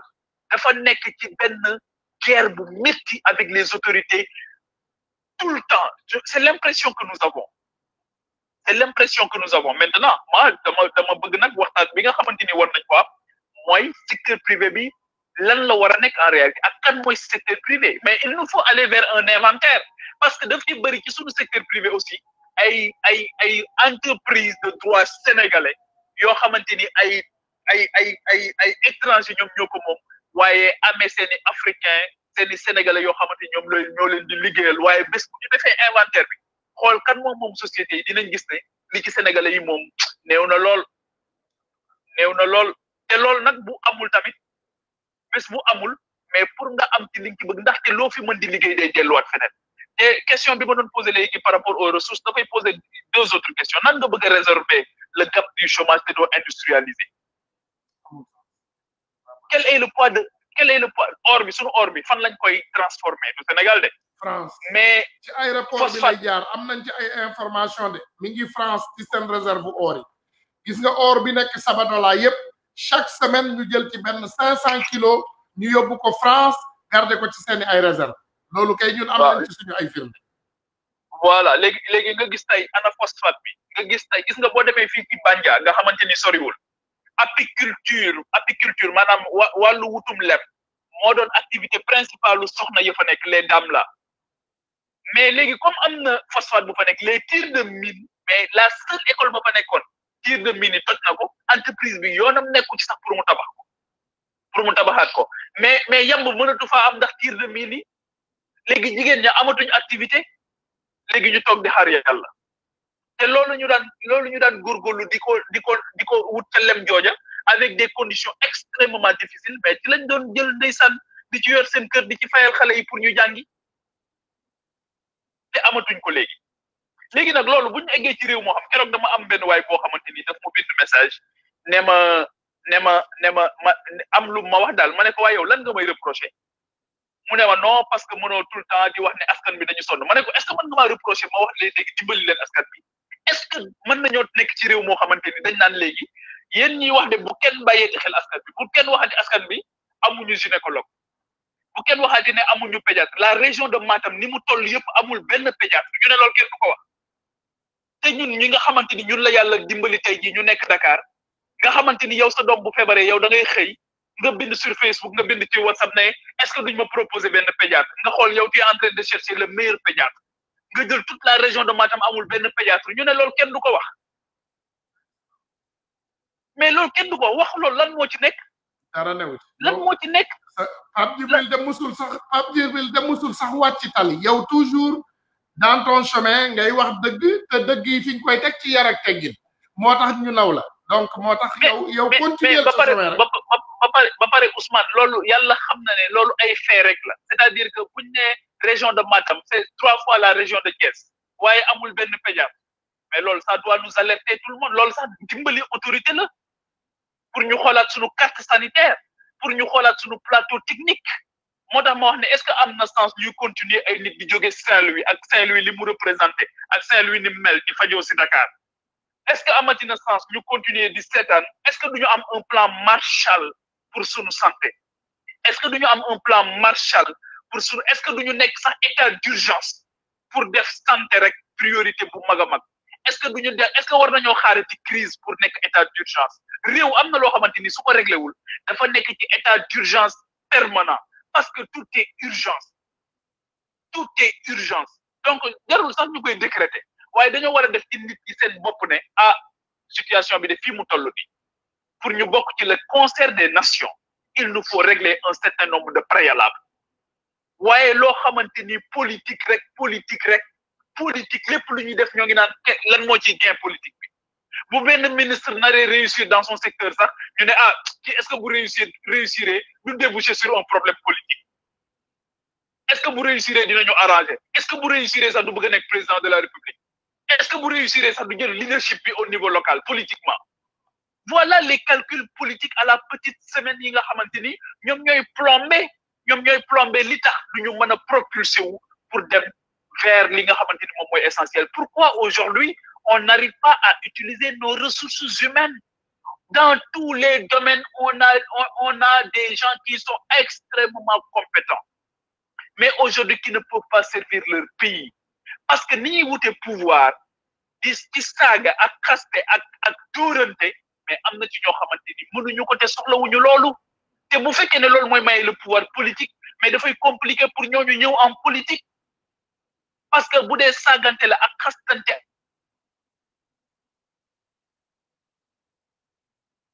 ak dóorante mooy tax nit ki parvenir à des fins politiques mais dafay jafe pour nga servir sa réew léegi li am nag foofu mooy bés boo demee tamit ba kooku xeex daa di saagante dóorante tas ay meeting lakk ay meeting daa di jël mais day jël benn waay boo xamante ni moom amul benn compétence waa ji nekk ci sa wet mais waajoo ci saa bu xëyee da lay fàttali ne yow amoo légitimité parce que ba ñuy lakk meeting yi di dóorante yow nekkoo fi woon mais loolu moo sonal sunu président yi quand ils arrivent au pouvoir souvent dañuy ñëw pouvoir bëgg a jël ko am xam-xam teg ko mais ci wet gi am na koo xamante ni moo ngi naan ko pourtant ba muy métti ñoo àndoon donte amul xam-xam bi waaye dañuy bëgg kooku ñëw taxaw jël place boobu et voilà les difficultés que nous avons loolu moo tax dañuy proposer tout le temps ne il faut d'abord ñu bàyyi cumul des mandats loolu ñun ci li nga xamante daf ñu gën a ñor la cumul des mandats amul sens ci réew moo xamante ni da ngay gis koo xam yor ñetti poste mais pour lan xanaa moom rek moo fi mën a jàng mais qui trop embrase mal éteint la ñuy wax wala qui trop embrase mal éteint loolu mënut a nekk c'est-à-dire que bu fekkee ne da ngay ñëw ñu jox la poste yu bëri amal ngoru ne président de la République mënumaa yor poste yi yëpp mënumaa nekk maire nekk ministre je suis ministre je suis plus dakarois que Tambacounda mais man maire la maire Tamba la ba pare nekk ministre je suis H24 7 jours sur 7 365 jours man daal ay week-end daal lay dem Tamba su ma demee dajale famille may leen 100 000 ñu def mbaxal ma dajale xale yi may leen nangam bu final amee ñu tuddee ma ko ma dem mais sëriñ bi ñun dañuy nax suñu bopp rek. exactement duñu ma sa développer. mais la mairie c'est une fonction en temps plein c'est pas une fonction en temps partiel loolu beneen bi aussi mooy mu posé waat beneen débat sur la composition de nos conseils municipaux ñan ñoo nekk ci conseil municipal yi ban bagage intellectuel la ñu am ban background la ñu am est-ce que mën nañu lire un budget est-ce que mën nañu discuter un budget est-ce que mën nañu def orientation budgétaire loolu yëpp beneen question la donc le cumul des mandats ak yooyu yëpp pour man c'est des questions yoo xam ne aussi il faut que ñu régler ko beneen bi nga xamante ni jàpp naa ne il faut que ñu régler ko mooy il faut qu'on aille aussi vers des appels à candidature am na ci poste stratégique yoo xamante ni pour man dañu war a dem vers tey jii bu ñu nee Sénégal qui est le directeur de l'agriculture qui est le directeur de la jeunesse qui est le directeur de la santé bon directrice de la santé ñëpp xam nañ ko ndax mbas mi moo tax ñëpp xam ne xemes mooy directrice de la santé mbas mi moo tax te ci lire ab liste la ñu ko xamee maanaam mel ni kuy joxe délibération mais quelle est notre stratégie aujourd'hui par rapport à la santé quelle est la politique de la santé quelle est la politique nationale de la santé mais loolu directrice de la santé waroon nañ ko xam bu yàgg ci mu taxaw di wax sénégalais yi ne leen santé fii lañ ko jëlee fii lañ koy jëm en chiffre en nangam ak nangam ñu xam fan lañ ko jógee waaye ñu dajale nag les meilleurs acteurs du secteur de la santé alors que et comprendre définitivement que la santé n'est pas que médicale du ay médecins rek ñoo nekk ci wàllu santé léegi il y a l'économie de santé maanaam il y a le financement de la santé comment la santé est financée au Sénégal te loolu sunu xarit Moussa Balla Fofana war na ci def liggéey bu am solo mooy le financement de la santé le financement de l'agriculture comment l'agriculture est financée mais secteurs yi yëpp ma la jox tey mais ana directeurs yi nga xamante ni ñoom ñoo nekk les chevilles ouvrières de cette politique nga xam ñoom ñoo ko war a décliner waaye ku ci taxaw di wax daal ne la nous avons un référentiel des politiques publiques c'est le PSE comme décliné dans le PSE mais yow décliné dans le PSE doit être une vision le PSE doit être un idéal mais yow ban déclinaison nga ci def au niveau sectoriel ban déclinaison nga ci def au niveau local pour mën ko doxal loolu yëpp pour man c'est des questions yoo xamante ni fondamentales yoo xamante ni wax dëgg fa yàlla gis nga bu fekkee ne réglé wuñu ko man maa gën a sonn sama papa daf may wax ne ma suñ jamono neexoon na waaye man dinaa wax sama doom ne ko suñ jamono ñun neexoon na parce que day gën a métti rek on n'aura rien réglé pour les générations futures parce que c'est ça qu'on appelle la promesse républicaine la promesse républicaine mooy que chaque génération doit vivre mieux que la précédente chaque génération doit vivre mieux que la précédente chaque génération léegi nag génération bu nekk pour que génération bi ñëw mën a gën a dund gu gën a mucc ayib génération bi ñuy dund ñun tey mooy génération boobu lan lay sacrifier pour génération yi ñëw ëllëg te sacrifice yooyu weesuwul nga dox ko wax ko rek jëf ko xalaat ko mais ñun lan la ñuy xalaat tey pour génération future li tey man dem naa port bërki démb j'ai circulé avec mon véhicule au niveau du port mais yàlla xam na ne mais li ngay gis ci chinois li ngay gis ci espagnol li ngay gis ci turc mais yow tu as envie de pleurer li ngay gis ci épave au niveau du port mais même du point de vue esthétique cet gi port bi war a set sax setu ko moi je me pose beaucoup de questions te li may wax ni sosuma dara li may wax ni c'est la vérité ñëpp mën nañu ko vérifier et ce qu'on veut mooy que régime bi fi nekk comme dañu am chance mu nekk un régime ki ko jiite tey jii dafa nekk quelqu'un qui est né après les indépendances mais dafa am une trajectoire boo xamante ni néew na nit di ñëw au pouvoir am ko nekk na maire nekk na ministre sectoriel yu bari nekk na président assemblée nationale nekk na premier ministre def rouage yu état yëpp yaa ngi dégg donc li ñuy ñaan mooy mu am toute cette intelligence là ba pare libéré wu des goulots d'étranglement libéré wu de toutes ces pressions là yi nga xamante ni mën nañ koy exercer ci moom pour que ñu bàyyi ko mu doxal ni nga xamante ni noonu la bëgg a doxalee liggéey et que mu utiliser déglu ñëpp nag déglu nit ñi seen xel ak seen xalaat parce que réew mi aussi ñëpp ko bokk waaw yenn saa yi sax ma dégg kenn ne bàyyi leen ñu doxal comme yéen a fi nekkoon wala bàyyi leen ñu doxal wala nit wax ñu ne la su fekkee ne da nga bëgg pouvoir bi ñëwul jël wala jaaral ci wala tu es un politicien encagoulé c'est-à-dire que c'est des raccourcis yoo xamante ni dañ koy jël pour que espace public dootul am idée dootul am pensée mais espace public il faut une société on la pense avant de la penser gis nga société pensée bu njëkk bi PENSER la da nga koy xalaat beneen pensée bi PANSER la da nga bala nga koy faj mais balaa faj kay diagnostic moo ko jiitu en tout cas mais diagnostic boobu dafa war a nekk un diagnostic sans complaisance parce que bi ñuy tabax Dakar Arena bi ñuy jël chinois yi di leen sant benn stade à 155 milliards bi ñuy tabax arène nationale je n'ai rien contre l'arène nationale mais aujourd'hui mbëri ci boppam ñoo ne arène nationale baaxul dégg nga ñëpp keroog seetaan nañ Gris Bordeaux ci QG nee na concerté wuñu avec les acteurs de la lutte mais nan ngay defalee nit dara te boole woo ko ci xalaat bi nee nañ combat bu mag mënu fa am nee nañ question de sécurité dafa am mais ndekete ñaata milliards lañ ci def ndekete boobu ñun au niveau du service des maladies infectieuses 12 lits la ñu am 12 lits fukki lal ak ñaar xam nga loolu tamit c'est une réalité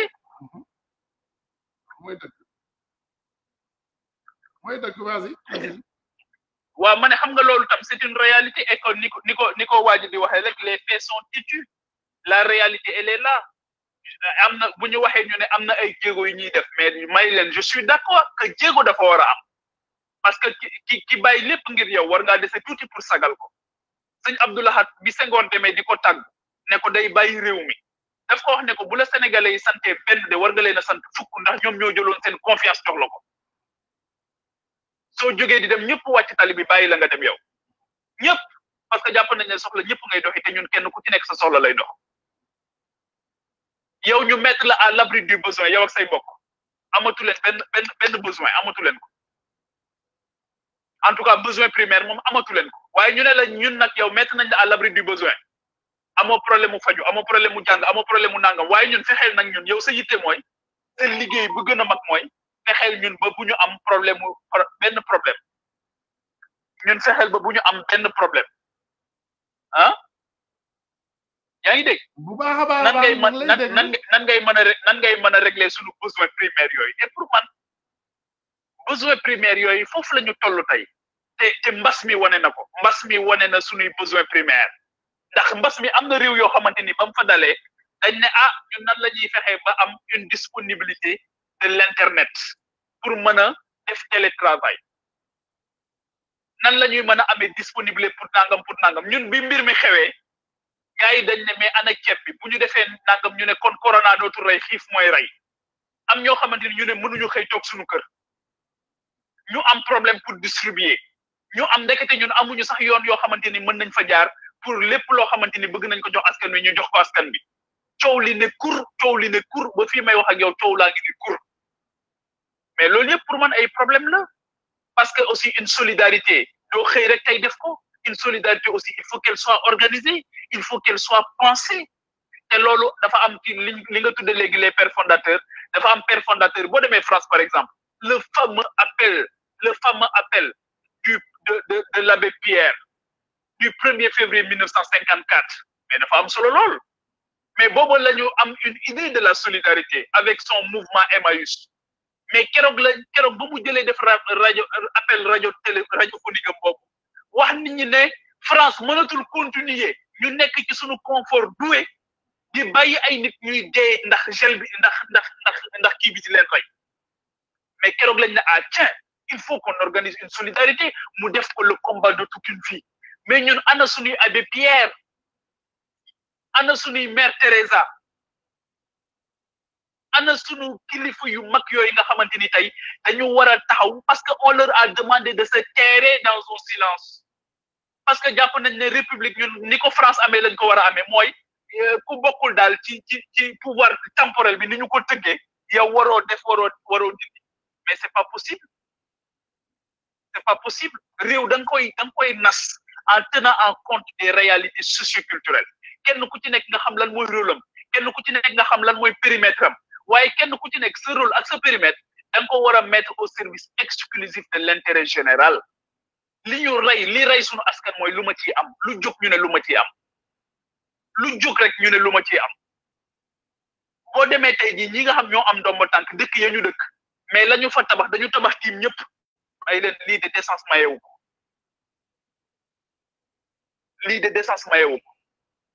donc c'est ça ce sont les problèmes que nous avons pour revenir à la question problème yooyu la ñu am te ñun loolu rek la ñuy wax te yàlla rek moom moo tax ñu koy wax ak yéene suñu askan ak xalaat suñuy njaboot ndax ressources yi ñu am lu ñun ñoo ko moom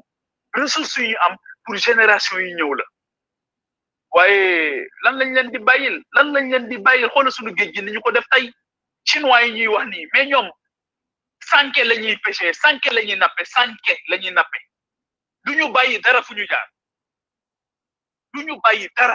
jaar turc yi nga xamante ni ñoom la ñuy jox bopp tey mais nit su la bëggee dina la tëjloo école mais turc yi dañ ñoo tëjal l'une des meilleures écoles que nous avions ici mooy Yavuz Selim parce que Erdogan jàpp na ne Fethullah Gülen adversaire am la mu ne Sénégal bu fekkee bëgg ngeen ma mënu leen enrichir suma xarit tëj école bi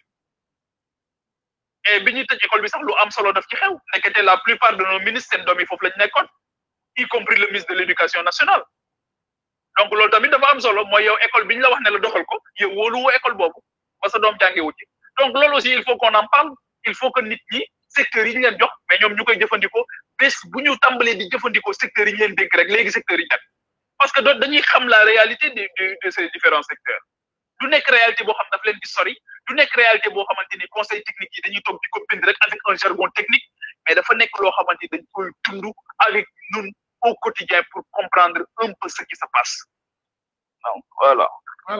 donc d'abord balaa may demaat ci beneen question ñu xool rek ndax sa temps permettre nañ la ko parce que defe naa waaw bismillah ca voilà donc ñu ñëw ci question bu mujj bi bu gaaw rek mais di nga il faut nga ñëwaat de ci écran bi parce que vraiment soxla nañu sa waxtaan te xam nañ ne question yi duñ ko mën a laaj yëpp tey mais si le temps te le permet il faut ñu ñëwaat ñu waxtaan ci ay affaires yu am solo incha allah. waaw incha allah amul benn problème. voilà.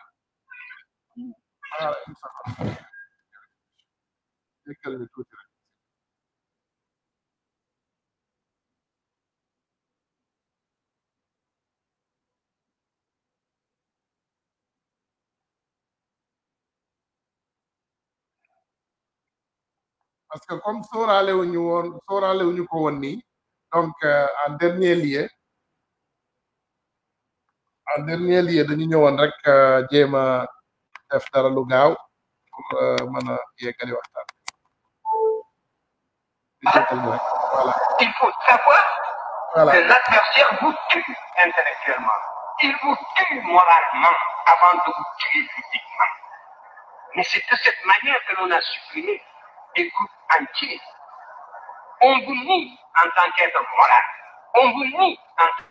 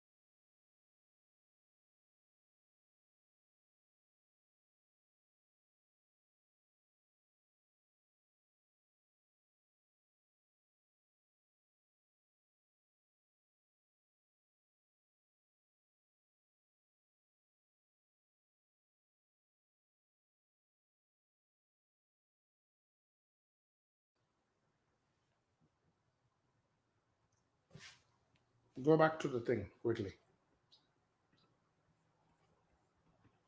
If it's even there. It's not there anymore, is it?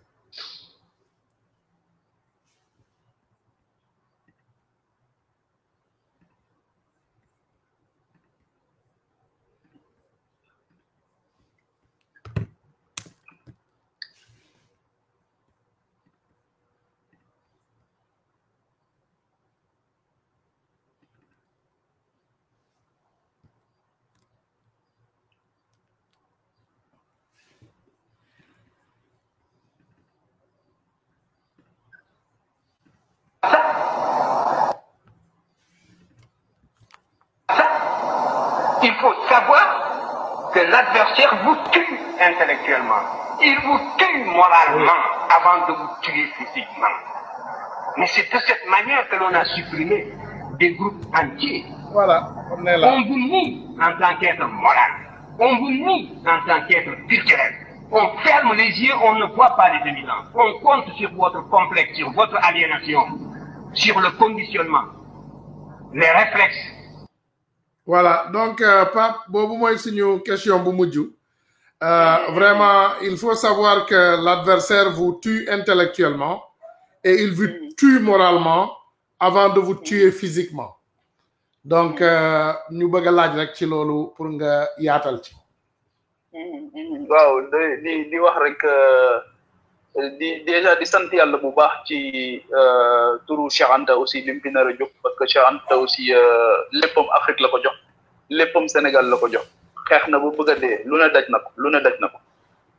xañ nañ ko lépp tamit on lui avait privé de tout ba ni muy wuy ji sunu borom ñu koy yóbbu caytu waaw professeur bu mat assistance lañ ko def waaw ba ni nga xamante ni noonu la fi jógee ñu xañ ko lépp mu dund dans des conditions extrêmement difficiles te pourtant boobu mënoon na choisir dem exilé wu toog jàpp njàmburam di kii mu ne déedéet dinaa ñëw waaye su ma ñëwee sama éveil des consciences fi ma jàpp ne moom moo gën a sensible foofu laa koy jaarale mooy ci université dem jàngale ji loolu moo tax jamono bu nekk damay wax ne am na ci ñoo xamante ni foog Sénégal tamit di leen delloo njëkkal ñoom Abdoulaye Bathily ay jàmbaar dëgg lañ ñoom Amath Dansokho ay jàmbaar dëgg lañ Omar Blondin Diop ay jàmbaar dëgg lañ tous ces gens là ñoom Abdoulaye Wade ñoom sëñ Cheikh Mbacké Gaïndé Fatma ñoom sëñ Cheikh Ahmed Tidiane Sy Al Maktoum ñoom Seydou Nourou Tall Mame Cheikh Ibrahima Niass ay jàmbaar dëgg lañ ñu am une haute idée la ñu amoon ci seen askan ak ci l'avenir de ce pays et de ce continent waaye y avait tout le temps l'ennemi qui était là moom la Cheikh Anta Diop di wax noonu ennemi boobu nag gars yi day changer forme rek day changer forme rek waaye moom fi ba tey day changer forme nag di def ay mutation yu graw waaye nag du fi jóge donc moom la Cheikh Anta di wax noonu mu ne adversaire bi da lay tuer moralement tuer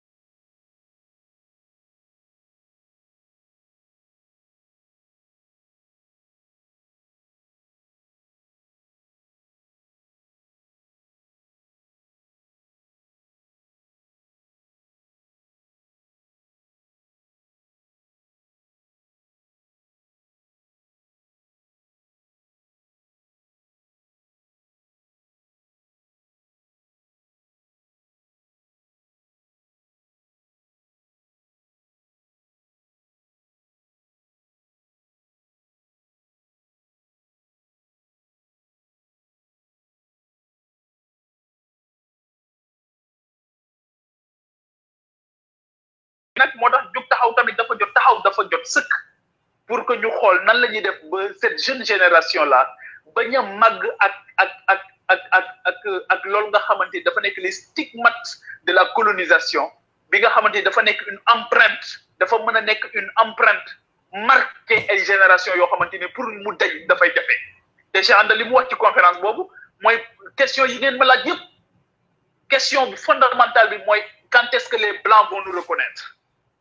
mais ñun tey loolu la ñuy def ci loolu la ñu nekk quand est-ce que gis nga sax dañ naan succès diplomatique mooy Angela Merkel ñëw na fi succès diplomatique mooy Macron ñëw na fi succès diplomatique mooy diw ñëw na fi Mark Pence ñëw na fi Mike Pence succès loolu mooy succès diplomatique kay pour man mooy nga négocier ba sa askan am ci seen njëriñ ba sa askan big ba sa askan kontaan nga daal di engagé combat yoo xamante ni sa askan day kontaan keroog bi Paul Kagame di dem France Alain Juppé ne moom Kagame du ko serrer la main ñu ne ko Kagame parce que Kagame daf ko doon attaqué ne ko la responsabilité de la France est fortement engagée dans le génocide rwandais parce que moment boobu Alain Juppé moo nekkoon ministre des Affaires étrangères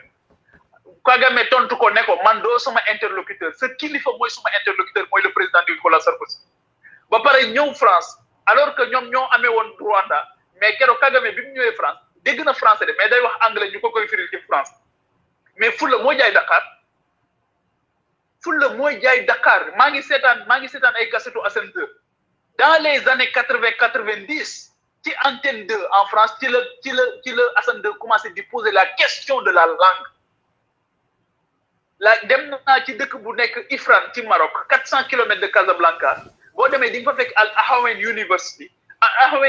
boo fa demee xale yi daanaka dégguñu français arabe la ñuy wax ak anglais. macha allah. parce que la langue est un instrument de domination langue ak culture dafa jege. langue ak culture nit ki bu installé woo ci langue confortablement buy épouser culture am du ko yëg mais ñun ban intérêt la ñu am tey jii ñu épouser cette culture là ba pare def une négation totale ci li nga xamante ni kilifa yi jiitu woon ci réew mi def nañu ko jox seen bakkan tubaab bi xeex bay bëgg a dee xeex ba ñu rey leen tas seen i kër tasaare seen i kër ñu ne ñun dañu assumer héritage boobu moi je dis qu'il faut assumer cet héritage Thiaroye fait partie de notre héritage. Le 1er décembre 1944, une abomination moo xew Sénégal Aline Sitoé Diatta ngi ni dañ ko exiler ray ko Aline Sitoé Diatta dañ ko exiler ray ko te ndax dane impôt bi ñu ñuy fay loolu du dëgg du yoon loolu ci sunu histoire la bokk ñu ne kenn du ko wax kenn du ko tudd kenn du ko wax ci cérémonie officielle kenn du ko wax ci discours officiel te tey jii xoolal Macron ba ci biir crise bi am na moment jour de commémoration yoo xam dafay dem commémorer ji ko parce que il y va de l'identité nationale c'est pas un grand mot c'est pas un gros mot l'identité nationale mais boo waxee identité nationale te ñu ne la non tu es populiste tu es un démagogue non tu n'es pas un démagogue tu as tout simplement envie de renouer le fil avec les fondateurs tu as envie de renouer le fil avec les valeurs fondatrices mais pourquoi tey kenn waratul tudd Thomas Sankara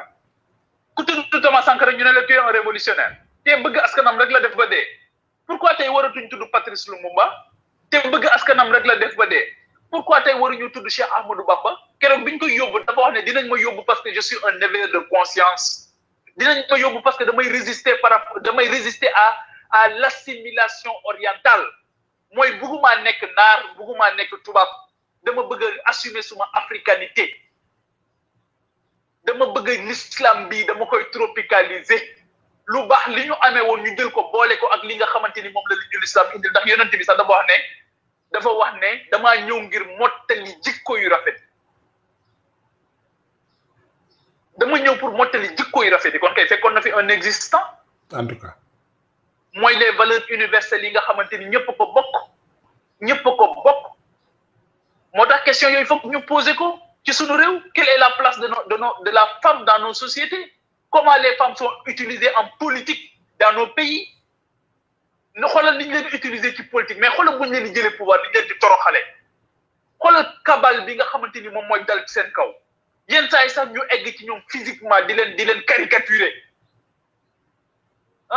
déstabiliser sa mariage déstabiliser sa ménage xoolal la place des jeunes aujourd'hui plus de 35% plus de 70% ont 35 ans mais ban consensus la ñu am sur cette jeunesse là qu'est-ce qu'elle doit être pour nous une charge wala une chance une menace wala une force lay nekk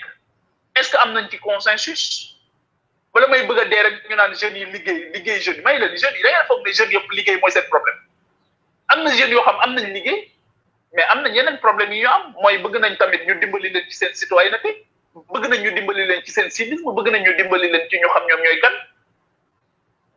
donc pour man am na question yu cruciale yoo xamante ni lii xew yëpp problème yi ñuy jooy yëpp ces crises conjoncturelles structurelles yi ñuy jooy yëpp c'est parce que dafa am quelque part où ça n'a pas marché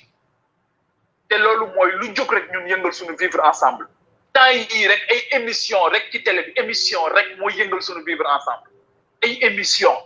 mooy yëngal suñu vivre ensemble ah ñu ne loolu kenn du ko wax ñuy def taf yëngal rek c'est des consensus mous que nous avons yàlla rek moo ñuy suturaal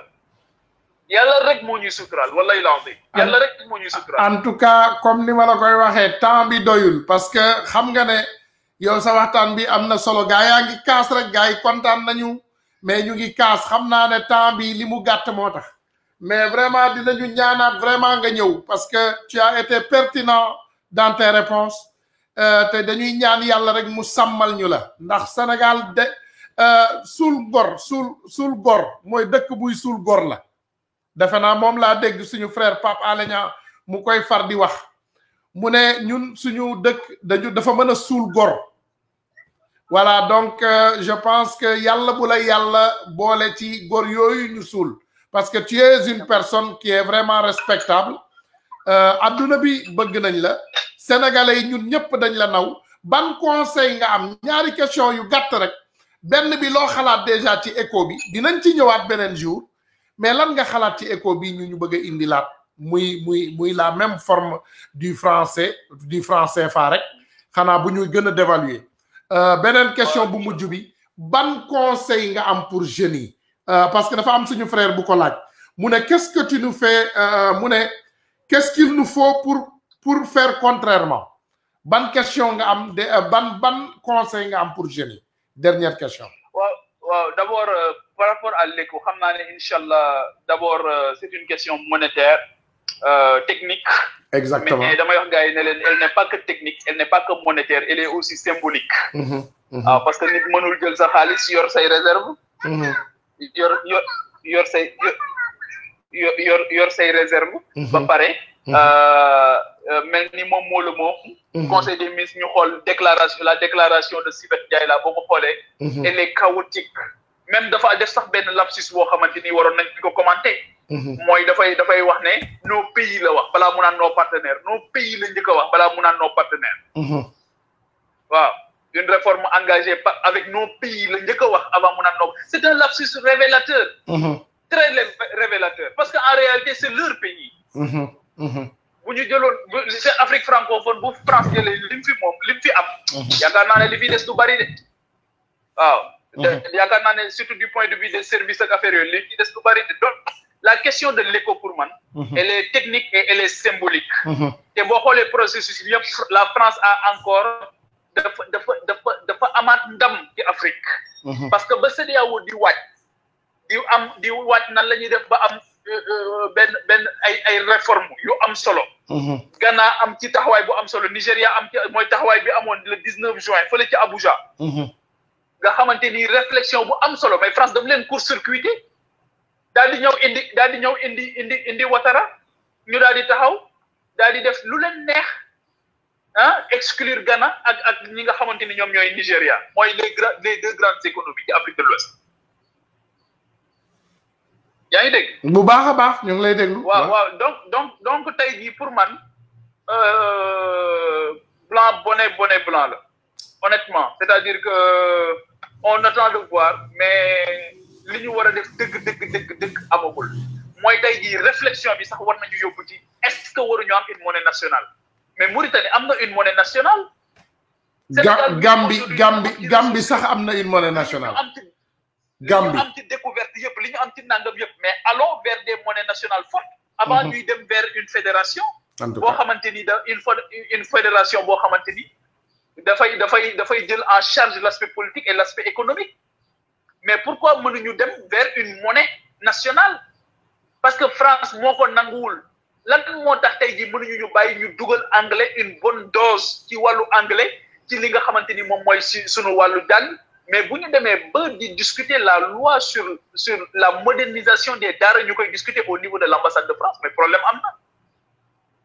na tey jii boo jëlee toutes ces ONG là yi nekk ci sunu réew mais yooyu yëpp dañ ko war a évaluer pour voir ñoom ban njëriñ tey jii la USAID am pour financer sunu éducation lan mooy la contrepartie ban intérêt la Union européenne am tey pour financer sunu modernisation de notre état civil mais loolu c'est des questions qu'il faut poser lan mooy domaine souveraineté ak lan la ñu war a mën a déléguer dans le cadre d'un partenariat intelligent et dynamique lan la ñu war a déléguer ak lan la ñu war a déléguer éducation ndax war nañ ko déléguer santé ndax war nañ ko déléguer yu bëri yoo xamante ni tant que yaa ngi koy déléguer mais ki nga ko bokkal aussi mais qui paye commande il faut que mu ne la man aussi nii laa ko gisee nii laa jàpp ne noonu lañ ko war a doxalee loo ci mën da ngay nangu donc moo tax pour ñu ñoom sax ña ngay réformer bac ña ngay réformer seen i curricula mais ñun suñuy assise de l'éducation jëwoon na fi lan la ñu jëriñ assise la réforme sur l'enseignement supérieur lan la ñu jëriñ mais tey jii la enseignement supérieur gën a jax nag tey la cooki bi gën a bëri éducation nationale tey la cooki bi gën a bëri ñoo ngi jàmmaarloo nga ñëw ci secteur yëpp ça bouillonne qu'est-ce qui se passe donc question éco bi loolu laa ci wax rapidement borom xam-xam yi nga xamante ni ñoom jàng dañ ci gëstu nañu ci ñoom dinañ mën a ñëw sur les questions mais pour man démonstration technique yeeg loolu yëpp jaru ko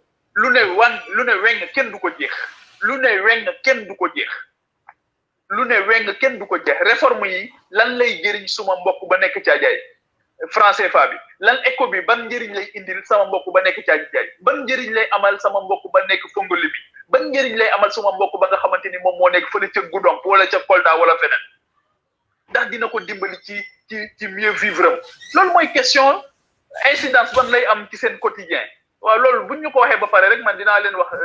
li nga xamante ni moom mooy débat bi dëgg-dëgg mais fi mu ne nii pour man rien ne change en réalité fondamentalement rien ne change on est on amuse la galerie rek ci wàllu cosmétique la ñu nekk mais dara changé wul waaw donc beneen question bi mooy li kooku wax ne ban conseil ngay jox jeunes yi mais man suma bopp laay jëkk a conseiller waaw suma bopp rek lay conseiller suma bopp lay conseiller ci ndax li may wax ndaxte sëñ Cheikh Ahmadou Bamba Khadim Rasoul dafay wax ne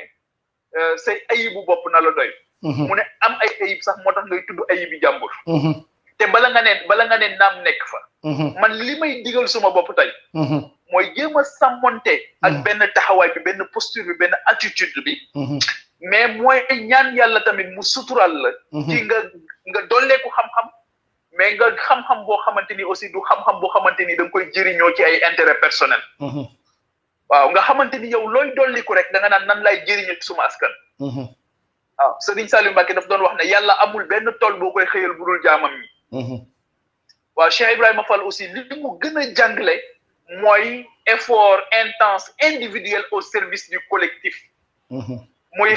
xitma mooy être au service du collectif waaw man wax dëgg fa yàlla fi ñu ma yar loolu la ñu ma yare te ñi nga xamante ni aussi naw naa leen ma tudd leen ñoom gis naa ne seen dañu sacrifier sax seen njaboot au détriment du collectif au détriment de l'intérêt général parce que te ñoom kenn falu leen woon de waaye dañu assumer woon seen responsabilité waaye ñu fal la nga war a régler problème mu nit ñi di régler say problèmes loolu pour man c'est ça qu'il faut arrêter buñ la falee c'est pour régler les problèmes des gens c'est pas pour régler tes problèmes waaye bu fekkee fal nañ la nga ne yow amatoo problème say soucis financiers jeex nañu te nit ñi di gën a dee nga leen di continuer di leen maintenir ci précarité di leen maintenir ci ak ñàkk te li may wax nii yëpp wax dëgg fa yàlla ñi ñuy déglu yëpp xam nañ li may wax nii dëgg la yéen ñi nekk ci diaspora bi yéen a ngi bëgg a dee lu ngeen am yónnee ngeen ko lu ngeen am mbas mi sax terewu leen a yónnee te dina gën a metti parce que fi mu tel nii ñu bari mënatuñoo yónnee voilà donc ku ci am dara rek tey ku am dara Sénégal képp ku am salaire rek wax dëgg fa yàlla soo waxee dëgg xam ne salaire ba nga am da laa gën a sonal ndaxte bu ñu xamee ne am nga sax te ngay gën a sonn ndax loo am di nga ko bokkaat ak nit ñi te la ngay am amul solo donc loolu tamit mooy la triste réalité li may wax ni yàlla xam na ne ak weeru koor bi ñu nekk dëgg la loolu mooy li nga xamante ni moom moo nekk léegi nag nan la ñuy def ba renverser tendance bi li ma jàpp mooy les jeunes ont une responsabilité dans ça et j'en appelle à la conscience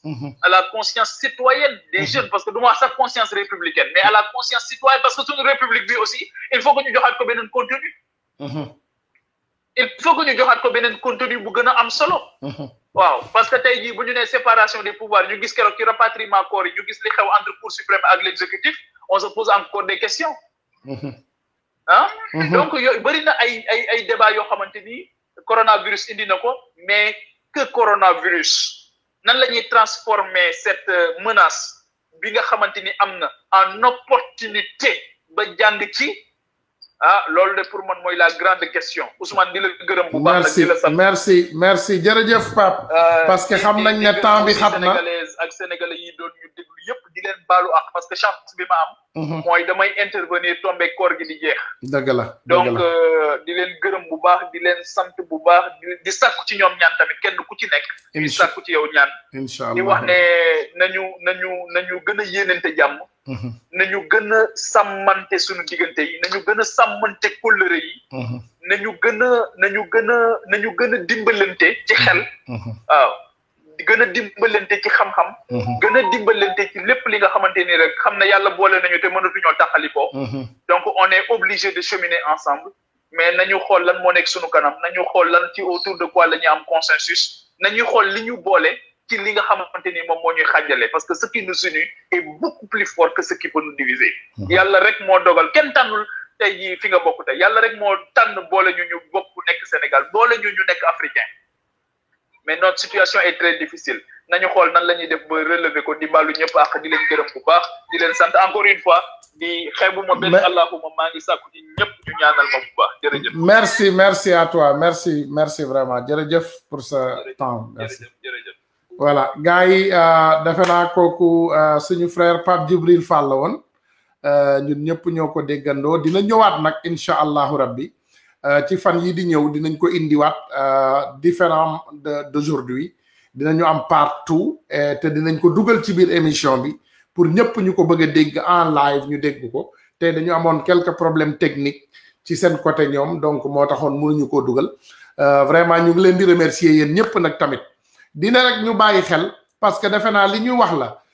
conscientiser ngeen jéggal ma nag question yi comme niñ ko waxee gis ngeen temps bi le temps n'a pas permis de faire rentrer beaucoup de questions mais la prochaine fois incha allah ci seen question yi rek la ñuy basé wu bu boobaa question yi ngeen di laaj rek lañ koy laaj parce que comme tey jot nañ koo laaj ñeenti question prochaine fois incha allah question yi ngeen am rek moom lañ koy laaj li ñu bëgg rek mooy sénégalais yi ngeen continuer ñu conscientiser doomu aadama yi parce que xam nañ ne Macky Sall mi ngi ubbiwaat frontières yi te xam nañ ne tegu ko ci yoon dégg nañu avion yiy dugg ci Sénégal te kenn nanguwul quarantaine ñu ngi koy déglu on écoute les infos gis nañ ne frontières yi Macky Sall mi ngi koy ubbiwaat avion yaa ngi dugg nekkuñu di jël li nga xam ne moom mooy procès normal yi pour ñu jaar ci ak doomu aadama yooyu defe naa vidéo yooyu yéen ñu bari seetaan ngeen ko ak man vraiment ñu leen di remercier di leen jéggalu ak di leen balu ak nag aussi ci fin weeru koor bi ndax xam naa ne bu dul tey rek suba mooy dernier jour donc ñu ngi balu ñëpp ak maa ngi jéggalu ñëpp képp koo xam ne tooñ nañ la ñu ngi lay jéggalu ak di leen ñaanal ñu julli ci jàmm ak salaam parce que ñun li ñu intéressé tey mooy ñu yee doomu aadama yi voilà dinañu ñëw nag ci fan yi di ñëw incha allah xam naa premier invité semaine bi après weeru koor dinañu tànn ci suñu sœur patriote yi incha allah am ci kenn soit son excellence Mame Diarra Fam wala ñu am ci suñu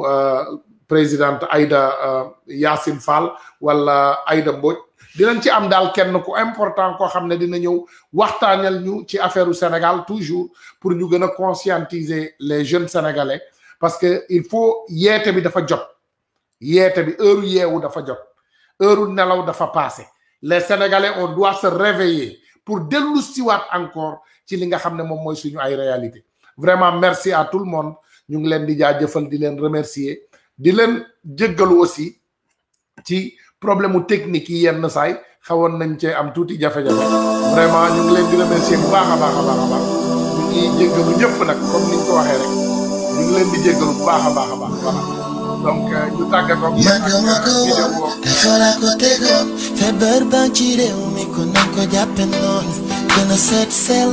wàññi ay génn toog ci biir kër yi ni ko Chine defee woon waaye bu leen ñu fontaw lu jox ngeen jàppe koy fo dàkkanteeg boole si tali bi lu lay lor wax nañ ba sonn nga lor sa bopp lor ñu toog leen seen kër yi waaye dimbali leen ñu léegi ñoo ngi nii kaa yi gën a bëri fii bu nekk lim bi yokk xaw ma lii lan la nii nañ wàññi génn bi di raxas loxo yi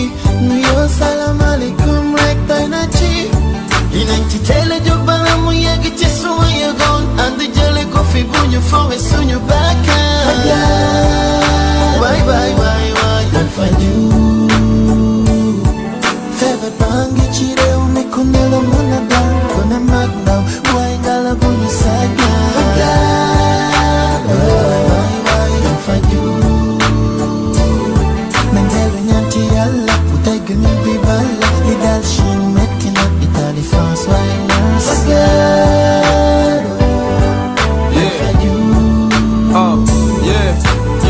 weddi gis bokku ci léegi leer na ñoo ko déggandoo lim baa ngi yokk luy jot na amatul na boo xel moo ñu wuutaleeg mala nañ ko jëfandikoo corona baa ngi wéy di lor tey ana manu di bangoo réew mépp la ñu soxla tey ci xàccu dóorandoo amatul parti politique tarixa na ñépp jógandoo set rek la laaj aaral sa bopp aar sa dëkkandoo dimbali fan la toll bi baana dem ci loxo yi ko yelloo ñoo ngi ci état d'urgence maanaam cas bi mu ngi critique jël leen seen matuwaay te ngeen delluwaat ci kër yi tëj daw ba ngay ami tànk bu la dëgër bopp sànk respecté mesures yi te sa tànk moo ko mën a fànk teel a jóg bala mu yegg ci suma yëgoon ànd jële ko fi bu ñu fowe suñu bakkan waay waay waay waay dañ faju feebar baa ngi ci réew mi ku ne la mën a dal ku ne mag ndaw waaye ngala bu ñu sàggan waay waay waay dañ faju nañ dellu ñaan ci yàlla bu tegg ñu bi balla li dal Chine metti na Italie France waaye nurse dañ faju corona ñu fekk ci sunu jàmm daal dañuy gane mu yéem ñëpp feebar buy wàlle gaaw a law di jaar ci gémmiñ bakkan bët loxo daa war a set toogal sa biir kër bu la kenn seet taxawaalu kat yi la gën a yàq néew yaa ngi gën di bëri fépp takkal sa masque tufli ci mouchoir tey sànni ci mbalit moytu xew ak ndaje yi nuyoo yi nañ ko bàyyi tamit àdduna joxoñ ba raamu tuuma di ko ne xamee tuuma dina ngi sëgg di jooy nee na ngëm-ngëmi la ñu jël saam ci luuma virus baa ngi daw nañu ko stoppé corona jaxase àdduna fu mu xasa dugg dara du joxe yaram bu tàng saqat su bëri wala ay jafe-jafe ci sa nooy yi fagaru moo gën faju ba gisatul loo xam woote dinañ la jël si kaay yi gën a bëri fii bu nekk leen bi yokk xaw ma lii lan la nii nañu gën bi ci raxas loxo yi